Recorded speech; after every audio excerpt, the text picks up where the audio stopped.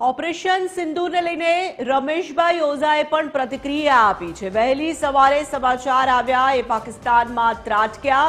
ભારતીય સેનાએ રાત્રિના પાકિસ્તાનમાં બઘડાટી બોલાવી છે। રમેશભાઈ ઓઝાનું પણ આ નિવેદન અને પ્રતિક્રિયા સામે આવી રહી છે।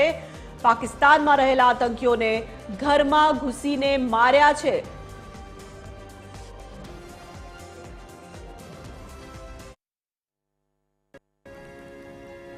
વેલી હવારના જાગ્યા સમાચાર આવ્યા કે એ ત્રાટક્યા।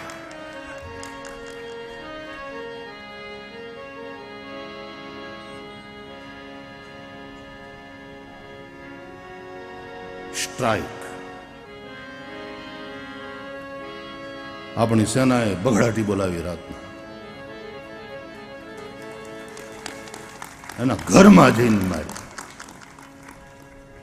ઈવડાઈ તો ઉંદરડાની જેમ ભાગી ગયા હશે, એટલે આતંકવાદીઓના જે આકાઓ હતા પણ એને ગોતી ગોતીને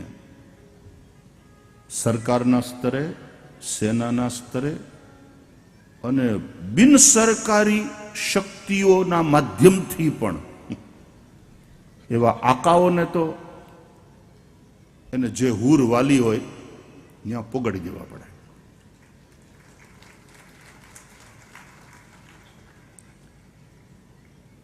તકલીફ એ છે કે બધી આયાતો આમ કામને ગમે એવી છે આયાતો કુરાનની, પણ એના જે અર્થો છે, એના રહસ્યો છે એ સમજાવવા વાળા ઈવડાઈ બધા મૌલવીઓ જો ખોટું સમજાવે તો ધર્મના જ્ઞાનને બદલે આતંકવાદીઓ ઉભા થાય।